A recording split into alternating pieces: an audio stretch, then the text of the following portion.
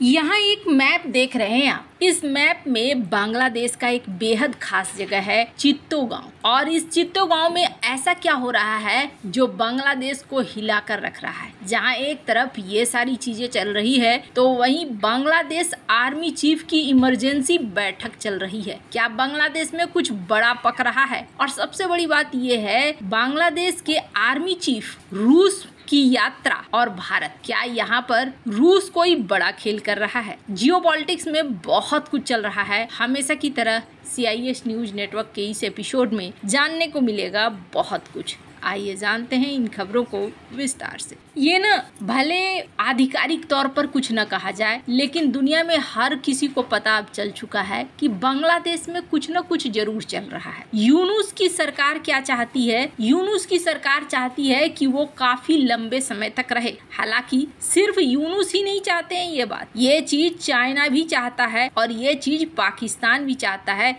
संजोग देखिए, हो सकता है कि इसमें अमेरिका भी चाहता हो। स्क्रीन पर एक आर्टिकल देखिए, फर्स्ट पोस्ट का ये आर्टिकल है जिसमें कहा जा रहा है कि चाइना और पाकिस्तान तो चाहते ही हैं कि यूनुस पावर में अनिश्चित काल तक रहें। बांग्लादेश की अभी स्थिति कैसी हो गई है? बांग्लादेश के कंडीशन को जरा ध्यान से देखिए। चाइना अपना फायदा उठा रहा है। चाइना यहाँ भर भर कर अब अपने माल उतार रहा है, सस्ते माल उतार रहा है। यानी कि चाइना ने कथित तौर पर एक डंपिंग ग्राउंड अब बनाना शुरू कर दिया है बांग्लादेश को। पहले पाकिस्तान में ये काम करा और अब यहाँ पर करना शुरू किया है। डिफेंस की खरीदारी भी करने के लिए ये चाइना की तरफ बढ़ रहे हैं, जबकि पाकिस्तान में इन्होंने हालत देख ली कि डिफेंस सिस्टम से लेकर इनके ड्रोनों का क्या हाल किया भारत ने। फिर भी इसका मतलब ये है कि आंखों में पट्टी बांधकर डील तय की जा रही है। तो चाइना तो चाहेगा ही कि ये लंबे समय तक रहे। लेकिन मजेदार बात क्या है, चाइना और पाकिस्तान ये स्वाभाविक तौर पर भारत के दुश्मन हैं, तो वो बांग्लादेश के साथ अपनी दोस्ती बढ़ाना चाहेंगे। पाकिस्तान तो चाहेगा ही कि इस बांग्लादेश में तबाही शुरू की जाए और बांग्लादेश के जरिए भारत के अंदर तबाही मचाई जाए। लेकिन अभी बांग्लादेश की कंडीशन क्या है कि यहाँ अमेरिका की भी एंट्री है और अमेरिका के जनरल वगैरह बराबर यहाँ आ रहे हैं, जा रहे हैं, मीटिंग चल रही है। अब म्यांमार के रास्ते क्या बनाना है इसको लेकर अभी तक कुछ भी साफ नजर नहीं आ रहा है, लेकिन अमेरिका की एंट्री जरूर नजर आ रही है। अब इसी क्रम में एक चीज देखने को मिली कि वकार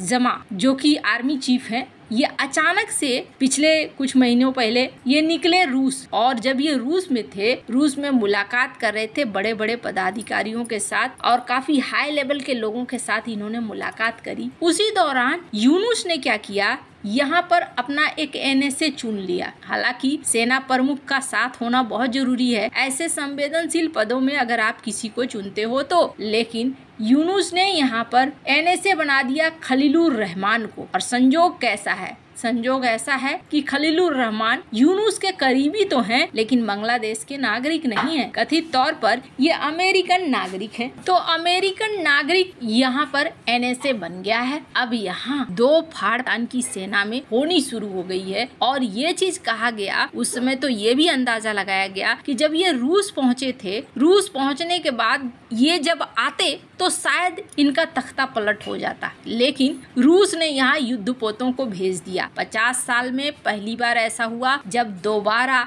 रूस के युद्धपोत यहाँ आसपास दिखे। ये मैत्री वाली बात कही गई, लेकिन क्या है पर्दे के पीछे वो किसी को अंदाजा नहीं है। रूस क्यों गए आर्मी चीफ, इस बात को लेकर आधिकारिक तौर पर कहा गया कि नहीं जी, हम एक साथ अपने सहयोग को बढ़ाना चाहते हैं। जो जनरल लाइंस होते हैं वो बोले गए, लेकिन क्या है असली मकसद वो पता नहीं। पर फिलहाल ये देखने को मिल रहा है कि यूनुस के क्रियाकलापों से बुरी तरीके से बांग्लादेश के आर्मी चीफ परेशान हैं, और परेशान आर्मी चीफ ने एक इमरजेंसी मीटिंग करनी शुरू कर दी है। आर्मी चीफ का क्या कहना है? आर्मी चीफ का कहना है कि चुनाव कराओ। यूनुस चुनाव कराने के लिए तैयार नहीं दिख रहे हैं। यूनुस को और समय चाहिए। जनरल जमान का कहना है, ऐसा अंदाजा लगाया जा रहा है कि जनरल जमान दो प्रमुख पार्टियों शेख हसीना की अवामी लीग और खालिदा जिया को एक साथ लाना चाहते हैं ताकि यहाँ पर चुनाव में वो भागीदारी लें, लेकिन अवामी लीग को तो बैन कर दिया गया है। कहा जाता है बांग्लादेश की सेना का एक बड़ा हिस्सा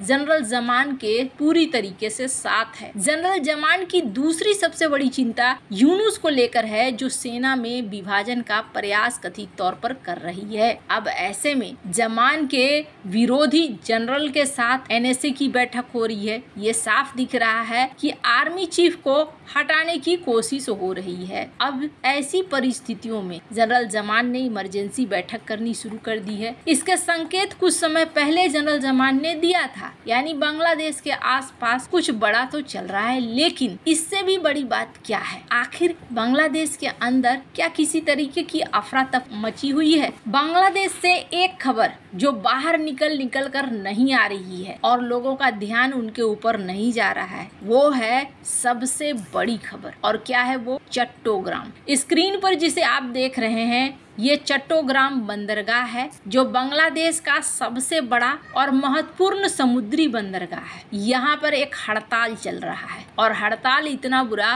कि इसके कंटेनर्स भीड़ भाड़ लगी हुई है। कस्टम अधिकारी हर तरीके से परेशान है, आपूर्ति श्रृंखला रुकी हुई है। अब जरा सोचिए, एक तो भारत ने ट्रांसशिपमेंट को बंद रखा है, यानी कि भारत से जमीनी रास्ते पर ये व्यापार नहीं कर सकते हैं। एक तरफ ये रास्ता बंद है तो दूसरी तरफ चट्टोग्राम पे कई दिनों से हड़ताल जारी है। हालांकि कहा गया कि हड़ताल को खत्म करने की कोशिश की जा रही है और जल्द ही खत्म भी हो जाएगा, लेकिन यहाँ पर अभी भी 44,000 से अधिक कंटेनर फंसे हुए हैं और ऑफ डॉक सुविधाओं में लगभग 86,000 कंटेनर जमा हो गए हैं। लॉजिस्टिक में भारी रुकावट आ गई है। हड़ताल के दौरान कस्टम क्लियरेंस में देरी के कारण 19 दिनों में बंदरगाह के आंतरिक यार्ड में भी 8,000 से अधिक कंटेनरों की वृद्धि हो गई है। इस भीड़ भाड़ ने न केवल बंदरगाह के मैनेजमेंट को धीमा कर दिया है, बल्कि व्यवसाय को लेकर जो खर्चा है उसे भी बढ़ा दिया है। अब यहाँ पर जो लोग व्यापारी लोग हैं वो बड़े परेशान हैं। उनका कहना है कि अगर ये लंबे समय तक रहा तब तो हमारी आपूर्ति श्रृंखला ही बाधित हो जाएगी, और जिस तरीके से यहाँ पर कंटेनर जमा हो रहे हैं, आपूर्ति श्रृंखला में व्यवधान पैदा हो रहा है। लागत भी बढ़ रही है। गोदाम का किराया, भंडारण शुल्क और कस्टम प्रोसेसिंग में भी कमी आ रही है। अब 2020 में ऐसा सीन देखने को मिला था जब महामारी का काल था, लेकिन अब ये एक बार फिर से देखने को मिल रहा है। अब जरा सोचिए, चट्टोग्राम बंदरगाह बांग्लादेश के अंतर्राष्ट्रीय व्यापार का केंद्र है, जो देश के 90% से अधिक आयात निर्यात को संभालता है। साल 2025 की पेन डाउन हड़ताल ने एक बार फिर इसकी संवेदनशीलता को उजागर किया है और अब इनके लिए टेंशन ये है कि अपनी इकोनॉमी को ये संभाले कैसे। कुव्यवस्था इस वक्त बांग्लादेश के अंदर फैली हुई है और माना जा रहा है कि इसी वजह से आर्मी चीफ हो सकता है कुछ निर्णय ले। अब क्या निर्णय होगा वो कुछ दिनों में खुद ब खुद सामने आना शुरू हो जाएगा। वैसे भारत ने भी अपने सीमाओं पर कड़ा रुख अपनाना शुरू कर दिया है। आपको क्या लगता है इन सब मामले में? आपकी क्या राय है? कमेंट कर जरूर बताएं। जल्द मिलते हैं अगली वीडियो में नई खबर के साथ।